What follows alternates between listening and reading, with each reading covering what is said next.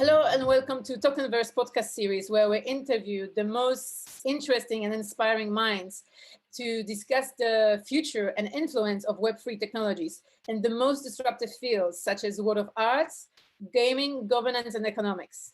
We're here to guide you through this paradigm shift by exploring the most groundbreaking solutions and cutting-edge technologies. This production is brought to you by Doing Good, an NFT marketplace which empowers creator and also connects people across the world who want to do good. And my name is Ania Poullain-Majchrzak, and today our special guest is Jordi Baylina, who is the founder of Hermez Network and blockchain developer. He's also an Ethereum fan. He's as well a white hacker. We're going to get into that later, as well as Catalonia Freedom fighter. Hello, Jordi. How are you today? Hello, very good. Nice to be here, and yeah, just very excited. Okay, Jordi, so you're doing quite a lot of things, and I was wondering, what is the work you're mostly proud of?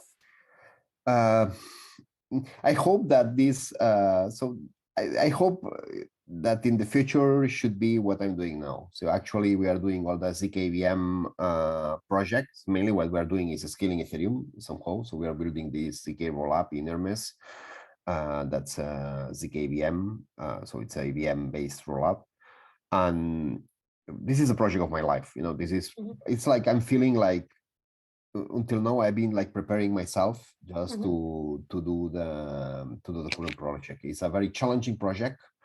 I feel it's a very important project because at the end is scaling blockchains. At the end is bringing this technology to everybody, all the citizens in the world, and this is very challenging, but at the same time very exciting, and yeah, this is what I'm working hard at this point, and at least from the technical perspective, this is probably the project of my life. So yeah, this is probably the thing. But I've been doing a lot of things that I'm proud. You know, I've been working a lot in the zero knowledge technology in the last years. But you know, of course, in the Ethereum smart contracts, I've been doing a lot of auditings and some contributions in the Ethereum space. But even before I entered the Ethereum space, I was doing other things that I'm also proud to. That's like just doing some more, not some fancy things, but things like doing a reservation system or doing an access control system for companies that not blockchain related, and it's an important work too. So it's a lot of things as an engineer that you are doing during your life. But you know, this last one is really challenging, and yeah, I think that here we can really add an important contribution to humanity somehow. Absolutely, things works as they should. I was wondering, as you say, this is a very important project that you've been preparing all your life for. Could you tell us, perhaps in your life, what were the kind of like the key moments, maybe the people you met, or maybe events that happened that brought you to this place where you are now? Well, it's a lot of key moments. Probably I could start the first time that I saw a computer. And that time was not used. People don't used to have computers when I was 9-10 years old, and it was a cousin of my father. They have an Oric, I remember perfectly, and it's like I wanted to be. So I want to understand. I saw that with that thing you could do a lot of things. You could do games, but you could program. You can do things like that. I was like 9 years old, and I was asking to my father to please buy me a computer for 3 years. And my father, of course, he said, "You're a kid. You should go to have fun, and not computers are not for kids." You know, it's a different time on there. But the second moment of my life probably was when I got the first computer. You know, just 3 years later, after asking like almost every day to my father to buy me a computer, I finally got the computer. And yeah, was one of the important key moments. Of course, then is the engineering. So in the career, the studies, engineering was very important on there. And probably the last one that actually changed absolutely my life was the moment that I well, I started to study Ethereum. We can go, and the moment that I decided to go all in this technology, this was in 2016, I think. It was for the DAO hack, and at that point, I saw that this is what was my life, and actually this changed absolutely my life. You know, I have one life before blockchain and another life after blockchain. How did you come across the Ethereum? Well, it was a little strange because so I read the Bitcoin paper on 2013 and so on. It was very exciting. I was trying to do some kind of smart contracts in Bitcoin, but it was very disappointing because most of the opcodes of Bitcoin didn't work and was very slow and so on. And at that point, well, I went to the first Bitcoin conference that happens in Barcelona, but well, I didn't feel very comfortable, the people there and so on. And I had also a lot of work to do in my old work and just keep it a little bit apart. And it was not until 2015 that in a JavaScript conference, a guy that, well, he don't know me, but I really love him a lot, is his handle is Substack. He made a conference about IPFS, about the centralized structure. It was not even about blockchain in Barcelona in a JavaScript conference. And it was really exciting conference. I was all the weekend just investigating and reading about that. And I come up to, well, to many projects, but I come up to Ethereum at that point. And well, just playing there, I realized that I could write a smart contracts. What I was trying to do in 2013 in Bitcoin and was like something like impossible. In Ethereum was with 2 minutes, you got exactly what you wanted to do in 2016. So I found that exciting. And from there was just studying a lot. Well, sometimes I joke a little, but actually it was quite true. You know, just I went to the bathroom with a laptop just to continue reading the stories about decentralization and so on. And I landed at some point to the DAO project just before the hack, of course, and it was really exciting. At that point, I would say that I discovered the community. You know, the DAO was one of those incredible things of that project was the community that was behind, and was I learned a lot. Well, I start studying and learning a lot of Solidity in there. And then I get involved in the rescue of the DAO hack. Was like the last guy arrived there, but it was very, very, very interesting. So I was just sharing my old job with this new, with this story I was doing inside, and yeah, and this is where the story of the DAO starts, and from there, just all in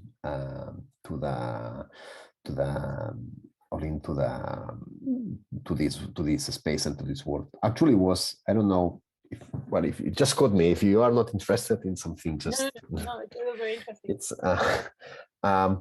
so during the DAO, so that when the DAO hack happens, well, we spend a lot of time. Yeah, we spend a lot of time just trying to rescue the funds and so on. I knew a lot the smart contract because, you know, I was using the DAO code to study, and actually, so I was one of the people that knew more about the DAO code at that point. So at some point, when the DAO hack happens, I realized how, so more or less what was happening. I contacted the Slockit people and so on. They already told me that they knew it, and they were just, because at that point there were still a lot of funds that were not safe, so they were preparing a kind of transfer, so just trying to save those funds. And I was invited somehow. It's okay, you have been doing that, so I was invited, and I was that last, and it was so I was in a call. I remember, you know, a Mumble call with many other white hats and many people in there, and for me it was like a movie, you know, just people around the globe just connected to a Mumble call, rescue $100 million. I couldn't believe what I was just hearing in my headphones. It was a long it was a long afternoon because it was not this easy thing and so on. And I remember that after rescuing 96 millions, there was still $4 million in the DAO that was very difficult to rescue. And here is where I had my opportunities. Look, I had also the code. Maybe I can try it, and I can try it, and we are lost. So then, you know, somebody just transferred me like a lot of money of tokens.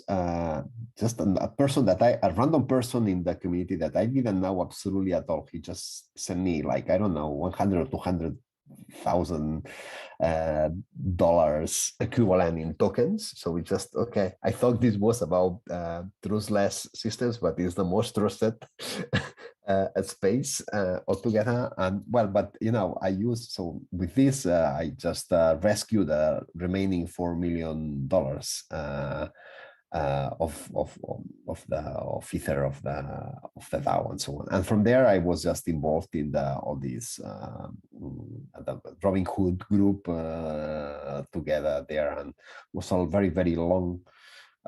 Just was working 25 hours a day. It was like a, you know, like a war. You know, it was non-stopping. I didn't talk with nobody of my family, nobody of my friends. So it was absolutely 100% focused on that. It was very, very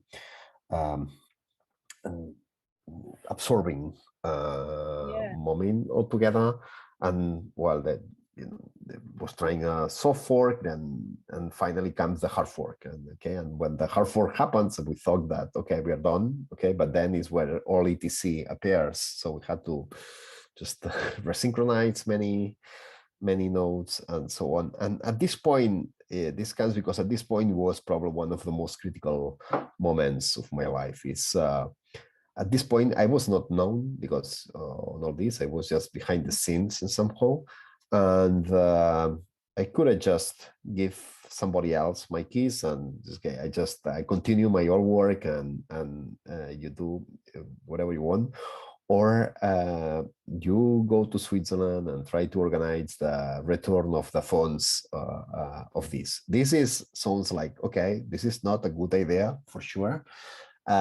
This is a kind of decision that says, okay, clearly this is not the right decision, but it's a decision that if you are not taking this decision, you are not going to forget. You are going to feel guilty the rest of your life just not to take this decision, even knowing that this was not the right decision.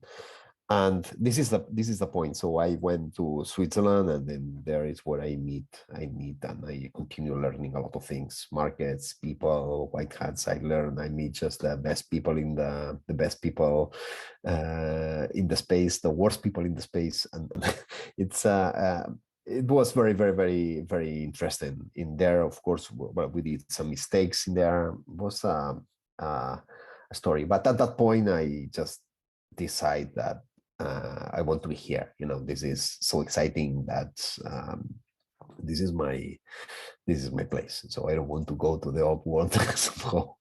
And yeah, and from there, well, I just start working with just helping different projects and learning a lot, and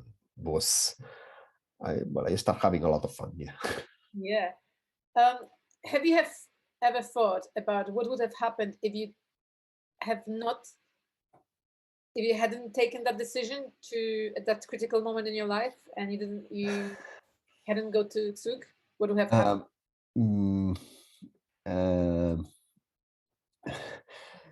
I don't know. It's I don't know.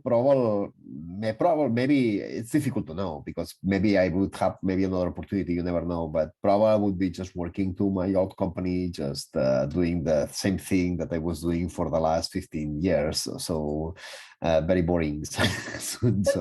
But did you actually work in a company like proper 9-to-5 job? No. Like I was. Sorry, what's the question? Like before this, did you actually work for traditional company structure? Well, I had say it was a family company. Okay. So I'm part of so I was part of the founders, part of the family, but just right now it's a still company. It still exists. My brother is doing a good job just managing the company. It's a normal IT company that do software for campings, for campsites and so on. And yeah, Nice. well, I would be doing the same, just Right. or something else, who knows? Yeah. But And I think I was wondering if you could inform the less technical audience what white hat hackers are. well, white hat hackers at the end is just a set of random people in the community that just wanted to return the funds or just trying to help the people that had problems at that point. It's white hacks are not, it's not an organization as is, it's just I would say it's more a mindset. It's anybody can be a white hat, anybody can do just trying to help people in the same way that in the normal life, just if you see somebody that has a problem, you just try to help him. This is what white hack is doing, but in these communities of whole. So it's not for me, a white hat is a person that just doing good for technical. Yeah. So it's doing hacking for good, if you want. And then when you take white hat hackers and black hat hackers, so I understand that kind of white hat hackers are kind of preventing what black hat hackers could do, but actually using the same kind of tools, right? It's using the same kind of tools, but it's more what are the intentions and what you are trying to do with the tools. You are hacking. You are doing things that are probably that are forbidden or that are not thinked to work in that way, and you're just trying to find exploits and find things. But why you want to do that? And this is where the difference comes on. You may want to do that just for fun. There is some hackers that just do for fun. That's good. There is some hackers, they do it as a kind of a job. They just do it for money somehow. Money, of course, you can do it just stealing money. That the same way that there are robbers, but there are black hackers that they just rob. That's way to live. Not agree in this way to live, but there is people that actually is doing this. Yeah. And there is white hackers that they are just trying to somehow use this for helping. I've been involved into. I'm not so. My profession is not to be a white hack. It's the same way that my profession is not to be a nice guy. I'm just you're just trying to do the good thing when it's the opportunity that happens. When you see that you can help in there, and yeah, you can use this for that. But it's interesting, for example, to see that there are for example, there are countries where doing even a white hack is illegal. You can go to prison to be even a white hack. So this is. What countries are those? What countries are those where you can? I would say most of them. Spain, for example, it is. Okay. Wow. Yeah. It's. I actually didn't know, but just because of that, I just had to. So I realized, and so the point here is that sometimes it's very difficult to know if you are doing the things for good or for bad. You're just hacking, so it's probably the legislation just is better to say, okay, it's forbidden to hack, and then game over. That's it. So just do not try it. That's probably the easy way to do. But this is very much like saying that you cannot touch anybody in the street. It's okay, maybe somebody just fall and you want to just help him. Okay, so if you are saying you cannot touch anybody, maybe you are preventing some things, but maybe you are going to white. And the same thing is, if you are touching somebody, why? What's the intention? And so it's just, okay, you cannot touch, and that's it. And then you make the law, just easy law things. But it's a little bit very much like that. And doing the details is probably difficult, but it's something that's actually happen. And another interesting thing about hackers, and it's even white or black hack or whatever hacking is, in somehow they are challenging all the time the system that they are trying to hack, and this helps a lot to strengthen the same system. For example, Ethereum. Why Ethereum is Ethereum, and what's the big difference between Ethereum and the next other blockchains? I don't know, Polkadot or Solana or whatever, whatever blockchain, put whatever name in behind. Or even between Bitcoin and Ethereum, mainly is how strength, so how safe is, how strength is it? And this is very much proportional to the times that has been trying to hack or that actually has been hacking. So it's a system that has been attacked that holds a lot of money inside, and that has been the same way that has been attacked many times. If it survives, it's more strength. So this is important for the. So hackers are very important for the space.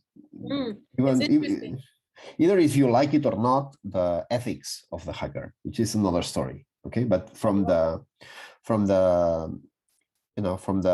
securing the networks, hackings are doing a very important job on this, and especially in the blockchain. That's very much about this important talking about security. Okay, there is a lot of funds. We see Ethereum, for example. I don't know what's the capitalization right now, but there are billions of dollars. This needs to be safe. How you are sure is safe. Well, it's difficult to know if you are sure it's safe, but one way to measure is how many times has been attacked and how many changes has been. And this is the big difference of one blockchain, and one of the big difference between one blockchain and the other. Bitcoin, for example, has been attacked many times and has been found vulnerabilities and has been fixed, and some of them discovered for black hacks, and some of them discovered for white hacks. There is some white hack and some discover some vulnerability. And here in the space, I would say most of the serious people, most of the serious companies, they have bug bounties, and you can be a hacker just trying to, for example, to audit or just trying to dig into the code of the smart contracts or the UI interfaces or whatever, that you can somehow exploit the systems. And you can tell the companies, about, even if it's a small thing, you can tell the companies about vulnerabilities or about even things that you may think that they are not okay. And companies should appreciate that. Generally, it's difficult, especially from people that comes from the business people. Just say this guy is like a troll, he's trying to attack me, or is just trying. No, they are see it in the right way. They are doing just it's kind of like having a job, and he's helping you just to strengthen your network or to strengthen your smart contract. So at least be nice with him, and probably if they're doing a good job, just put the bug bounty, pay something. It's a way to do so.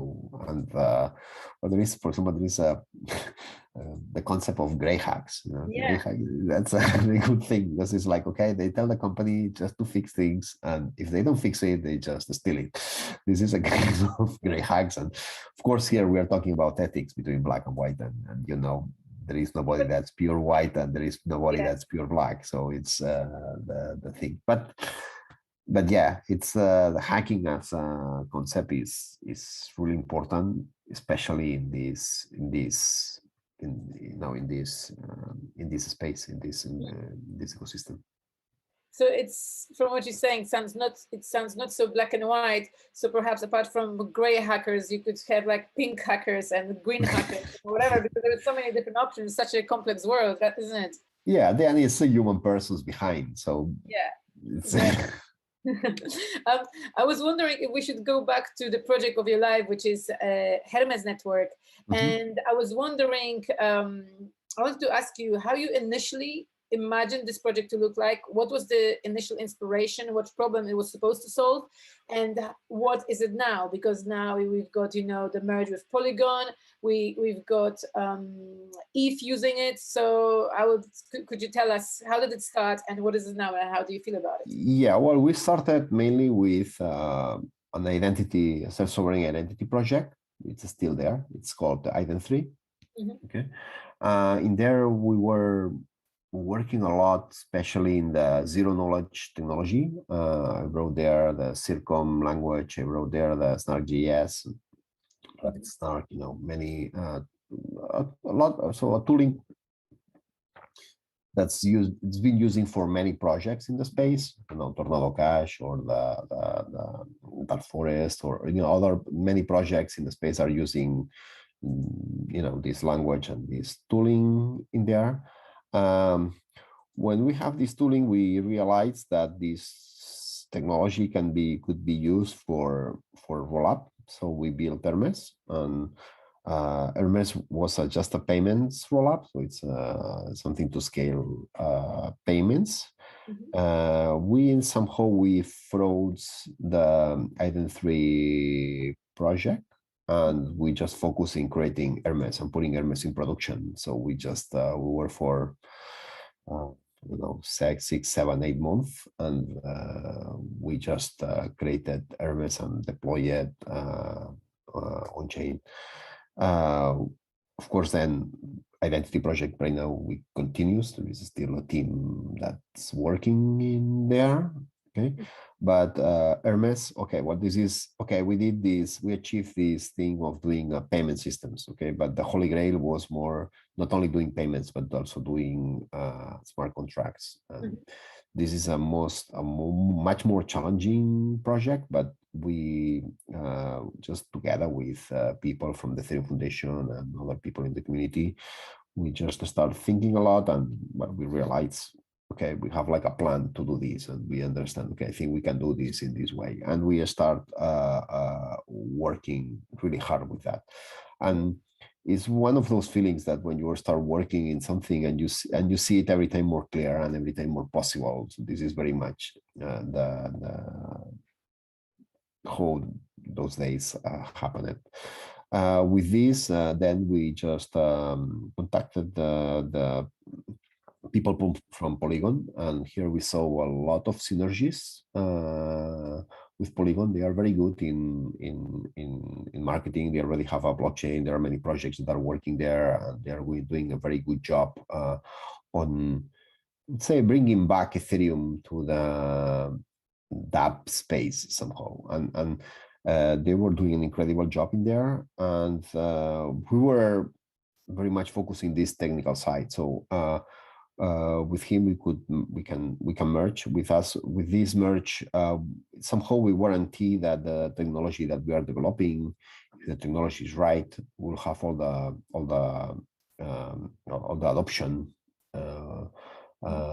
required, and at the same time from the Polygon part, so they know that the future of the scaling is this. So in somehow they guarantee that the future of the people that is using Polygon will have the guarantee that they will have the last technology for scaling their network somehow. So this is a good synergy. This allows us to focus very much in the zkVM and the technical part. That's the one that we know more to do.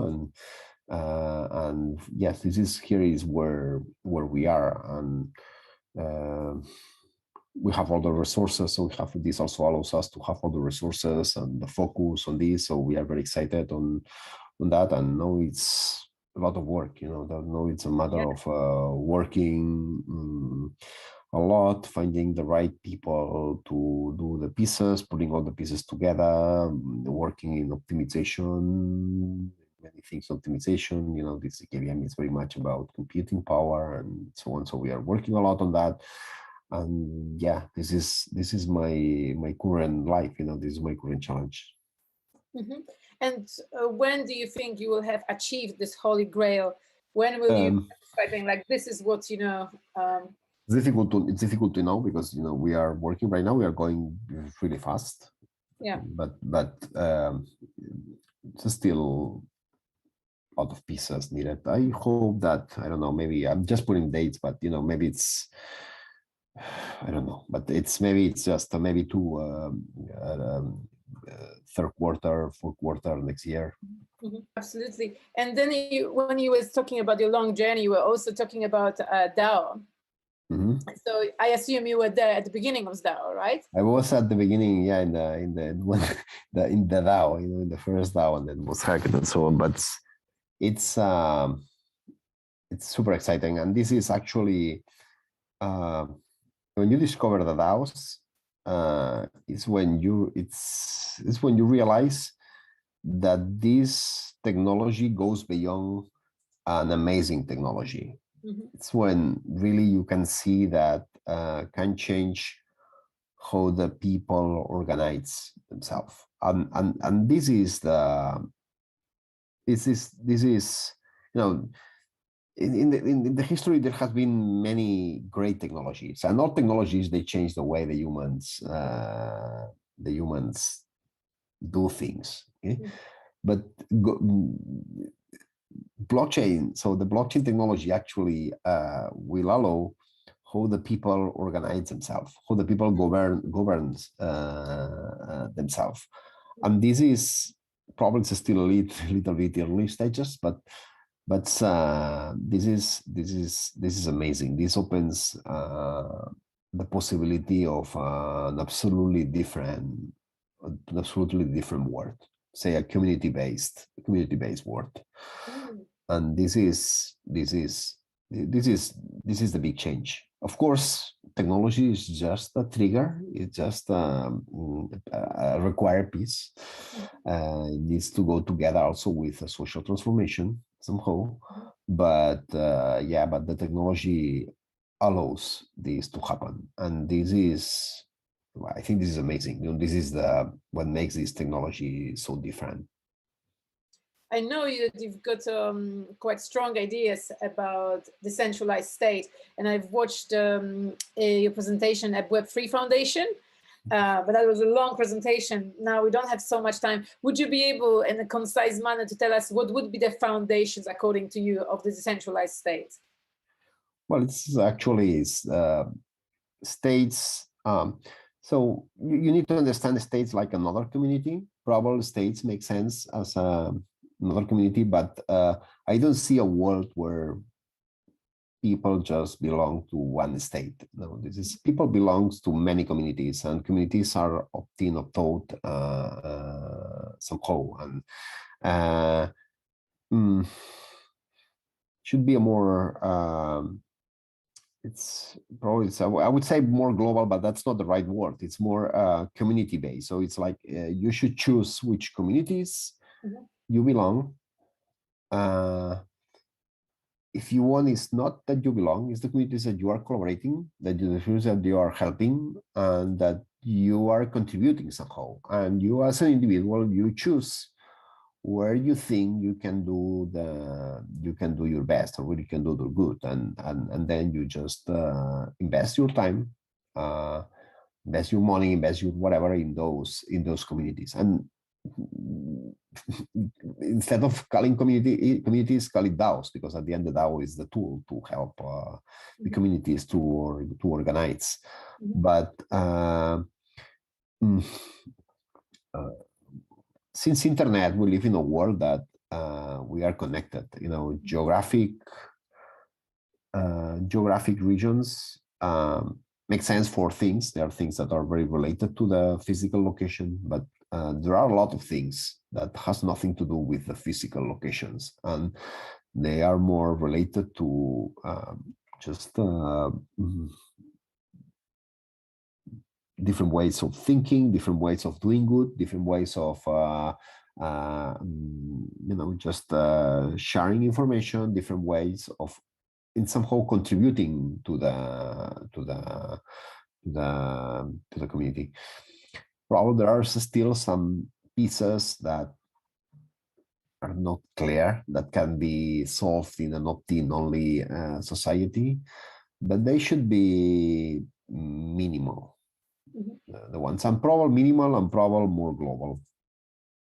Yeah, but in terms of implementation of these ideas, I was wondering that you would like to completely destroy the current governance systems that exist in all the countries, or should it work in parallel? Or perhaps there's some kind of hybrid model where current governments can use technology. Look, at the end is we are humans that will die someday. Okay, and we are here. We don't know exactly what we are doing here, but we are just trying to organize somehow so we are more happy. Yeah, we should be, and all the humans are more or less the same. They share the same fears, they share the same things, more or less. They are different, but it's there is some common things on all the humans. And states should be thinking more as a community, as a set of people that just trying to share some values and just trying to work together in order to do good for the community or the other communities. And if you understand states these ways as a community, I don't see any problem for this to happen. If you understand states as just as power centers where very few people has control over a society, and there is like a kind of relationship, a negotiation between the people and the state, this is probably not the future of the humanity, or at least it's not the future that I want to see. Probably is the best solution you could have in the 18th century, but in today's world, I think states that are a little bit obsolete or are very inefficient. So for the humanity to improve. In the 18th century, there were very few people that knew even how to read. Okay, and maybe had had an interest that there was a small elite that somehow take care of the people. But in today's world, especially in the developed world, there is a lot of people that's much is much better prepared than most of the governance itself. And this altogether makes that the way that we organize with states, I think that can be improved a lot. And this is just very much thinking on that. It's just thinking in how the people, just letting the people to choose what communities they should belong, and they letting them self-organize, letting them do their good their own way. And of course there are some limitations, because sometimes there are some conflicts and needs to be some rules, but here is where the blockchain can help a lot. Just solving these conflicts at the end is defining the rules. It's much more easy to agree. Humans, it's more easy to agree in a rule than to agree in a specific thing. So this is where blockchain can help a lot. Just define the rules. You can define your own rules, but you can set the rules, and then you just follow those rules. And it's a different way. It's probably more utopic. Of course, there are things that are not clear that can be solved in this way. Thinking very much, for example, in the global ecology. So we are breaking the world. So somehow, so we need to find a way to stop hurting the planet. Okay, this is probably just a global thing, but you will not solve that with communities directly. This needs to be more a global.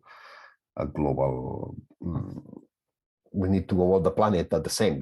We need to understand the planet as it is. Okay. Well, the violence is another topic that's hard, but except if you just solve very few concrete things that affects the human being, you can give a lot of freedom to most of the people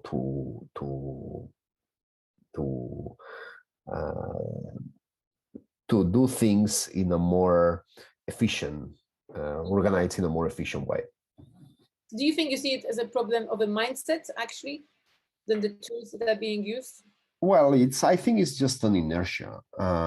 People that's in the power right now, they don't want to lose it, and it's how it works, just this is something that happened. And if I'm in an elite, or if you want, my family has been in an elite for the last 200 years, I need to be there in that elite too, somehow. And this is very much an inertia. You cannot change the world in one afternoon. That's just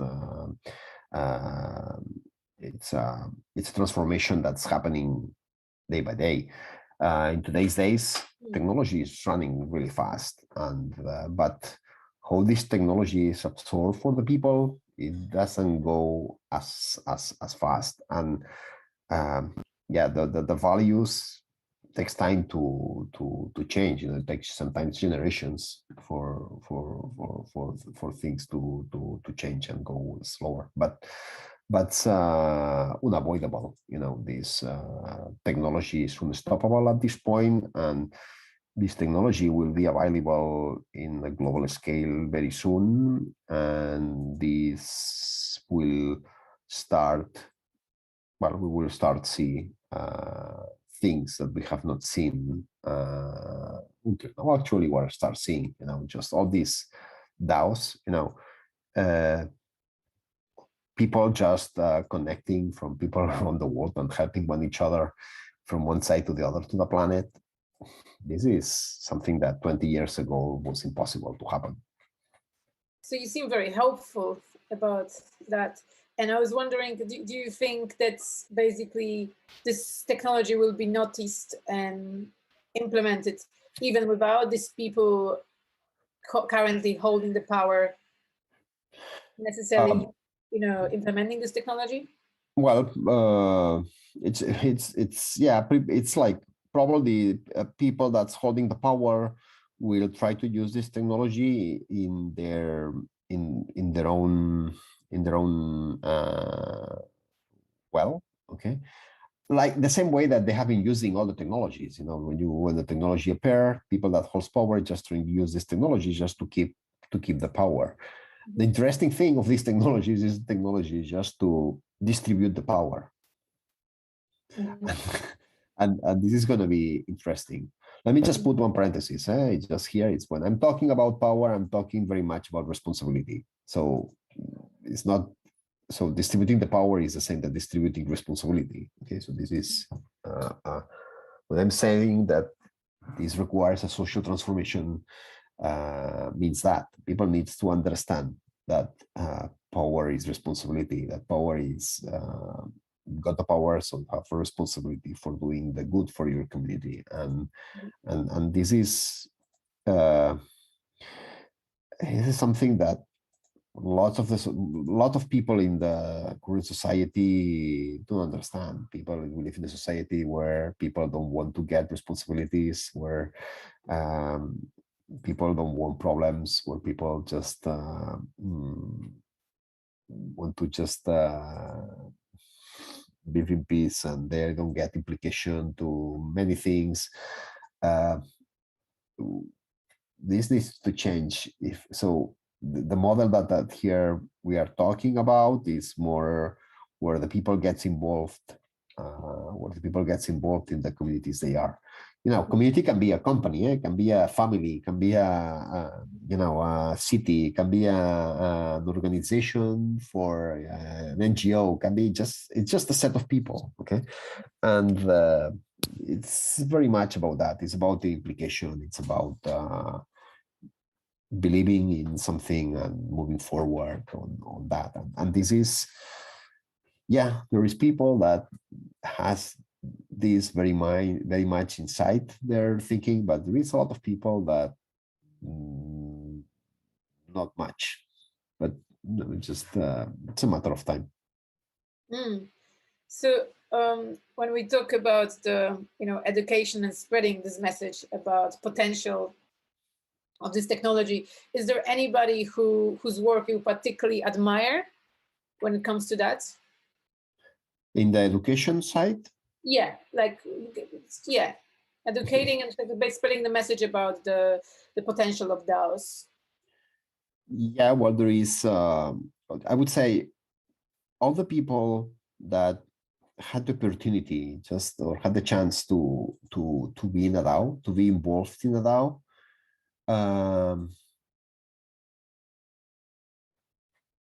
they naturally so they discover this at some point. You discover that this is amazing, that this is it's like the power of the community, just says, okay, just I'm part of this community, I'm helping there, and so on. And when you see this, that there is no central power, that you are like anybody else in the community, just it's a matter of just working there. We're ruled by the same rules, and I think this is incredible. So same people, if you want, these early adopters will easily be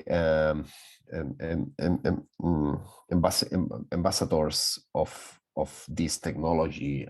So that's, I know very few people that's not happy with the DAOs. Of course, there is people that's unhappy because it's human beings and there is communities and things happen. But when you discover that this kind of communities that appears from nowhere, where you can that's just people just go there and the community appears, and this can be ruled not just talking, just doing specific things. It's some money there, and we need to decide how to do this, and we decide to do this project this way, or we are helping in this way, or we're promoting the things in this way, and doing real things. Then this is so so interesting that I think that's quite vital by itself. Mm-hmm. When would you see DAO to be like a standard of running organization? I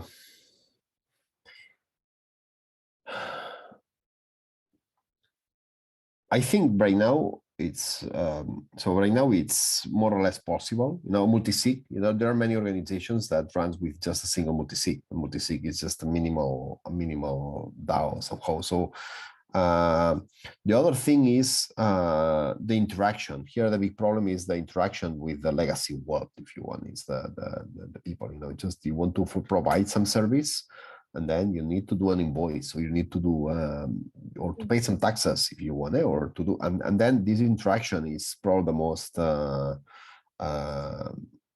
conflicting somehow. And this is, we need to find. I think here there is a lot of work in trying to find ways to extend, so to connect the two worlds in a better way. Here, I know that there is people that's working in that direction. In Switzerland, for example, there is some groups and people that's trying to do this kind of connections. This is, well, I think this is very important from the transition in the at least from a transitory moments, but it should be right now. I think it's quite possible to run something that gets closer to what should be a DAO in a DAO way. There are still some central points, because the organizations, they need liability and they need to put the names of somebody, and there are some problems there. But it's definitively possible. It seems just not enough people know about this. Yeah, it's and also that also the technology is not ready. Is not it doesn't scale and has some security things, and there is still a lot of work to do. We are in the very early stages of this technology, so we can do it in an experimental way, like doing for real way. Well, it's maybe a little bit more difficult, but I'm sure every time it's going to be easier, especially when the blockchains scale and when usability gets improved and so on. Nice. I know that you're a supporter of Catalonia Freedom movement, and you originally from Barcelona. I wanted to ask you what you think about the mayor of Barcelona, Ada Colau. Did I pronounce her name properly? Yeah, Ada Colau. What I think about her? Yeah. Well, I love Barcelona, and in general, I don't like to talk bad about Barcelona. So that's just the first thing. Well, she has been elected for a majority of people, so I respect very much what she's doing. Of course, if you just take the decisions that's making, there are some of them that I am very in favor of. There are some of them that I personally think that's a mistake. But the end is what Barcelona people wants, and I respect very much. I think if you just do concrete things, for example, I think that Barcelona is so it's just for instance, it's much more ugly. You know, just there is a lot of Barcelona was a nice city. They take care a lot about the having the good things to be clean, to be nice, and things. And this is, I think, here at Nicolau just they prioritize very much a lot of that. They have been trying to do an important effort for the environmental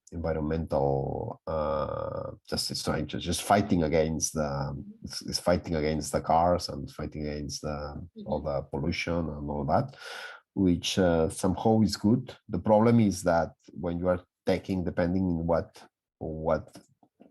depending on the things that you are taking, you fix things, but then you break others. And sometimes I feel that they just push in one direction and they don't see what they are breaking in the other side. Yeah. But again, this is doing things, so it's clear. The interesting thing of the measure is that so I prefer a measure that's doing things that a measure that don't do anything. She's doing things, some of them good, some of them bad in my opinion, but at least is doing things. And the most important, this is what the Barcelona citizens wanted, and full respect on that. You know, it's just we have say that Barcelona is the city that their citizens deserve. Personally, for example, there are things that are but it's just a very local thing. But it's the problem in Barcelona, the problem of the decisions made in Barcelona a lot of time is that they don't take in account, for example, people that's not living in Barcelona, but for example, going to work every day to Barcelona. And okay, they are not voting me, so I don't care, these people. But this in the long run affects a lot to Barcelona, have a lot of implications somehow in the long run. And this is maybe hard to see now, but this is something that we may see in the future. But you know, again, the pandemic has been in the middle. You know, a lot of things happen, but interesting. So for me, it's interesting. It's interesting to see how is doing. There are things that this is not for the mayor of Barcelona, but this is very much on the for the politicians. There is something that I hate a lot about the politicians. It's like when they are just trying to hide things, or it's just maybe not the word, but just trying to find an excuse to do whatever they want. And it's like, okay, just do whatever you want, and that's it. It's not required. No, it's just this. For example, COVID has been a very good example. You know, everything it's because COVID. You know, that's it's okay. I want to do something. Let's find how can we use COVID in order to do whatever I want to do. I hate that. So that's something that in general, I hate but this is not a specific thing from Madacolau. I would say that's quite common to a lot of politicians somehow, but just. Well, maybe that would be perfect if we could replace politicians with DAOs. Well, but this is the thing, and here is where DAOs makes a lot of sense. You know, the problem of the politics right now is that you choose a measure for 4 years, and this is bad. First, because for two things. The first is because during those 4 years they can do whatever they want, and there is almost no control. They can do you cannot change them. Even if you voted but you don't like it what you are doing, then you are what it is. That's what it is. Okay. And the other thing is that the incentive for the current politicians, they are just 4 years. So the goal is just to be reelected in 4 years. So all the decisions are made just to do 4-year projects of 4 years. But there is very hard to see long-run decisions and things that require more things. And here is where I think that, for example, some new systems of governance can help a lot. I'm thinking very much, for example, in something like liquid democracy, where you can change your representatives whenever you want, but at the same time, your representatives, if they have confidence for themselves, they can be much longer. And it's not a 4 years. It's not a 4 years. Based society. It's just it's a society with short-term, long-term, and it's just a single society. And I think we can do much. We can organize ourselves much better. This. Do you know of any societies which are actually quite close to implementing this type of system? No, it's still there's some. I know that some people in Australia have been trying. There are some associations in US that it's also talking a lot, and it's but you know, if you are talking about at state level, it's I don't know any society. So I don't know any case. I don't know all the cases on the world. So I'm not but I'm not aware of anyone that's getting closer. I know that there is some organizations, some NGOs, some things that they are trying these governance, new governance systems and governance models, but not at this more in the public environment. That's a good start, I suppose. Yeah. Jordi, we come towards the end of this podcast, and the tradition is that usually people who we interview, they share some random interesting fact about themselves. I was wondering, what can you share with us? Well, yeah, it's just there is a lot of things. I wanted. Well, there are some. I could say some things that I like it, but I want to mention maybe one thing that just come to my mind is like. Remember in 2011, I think it was 2011, 2010, that I was already fighting for the Catalan freedom there, and I was already having some trouble with the police. I have some pictures in there, but was like a preceding things that would happen later in Catalonia, which is it's very disgusting altogether. Oh wow! Okay, so that goes long. Yeah, it was 2011. Actually, very much was when the majority of Catalans just wanted. I'm not going to say any independence because there are things that people don't know, but independence, of course, is a decision that needs to be made. And in the Catalan independent, you need to, okay, there are things against, things in pro, things against, and it's a debate altogether. But if there is something that was an agreement in Catalonia, was about Catalans deciding if they wanted to be independent or not. And there was more than 80% of the Catalans wanted to do a referendum. Mm-hmm. Wanted to decide for themselves. They want to have a debate around that.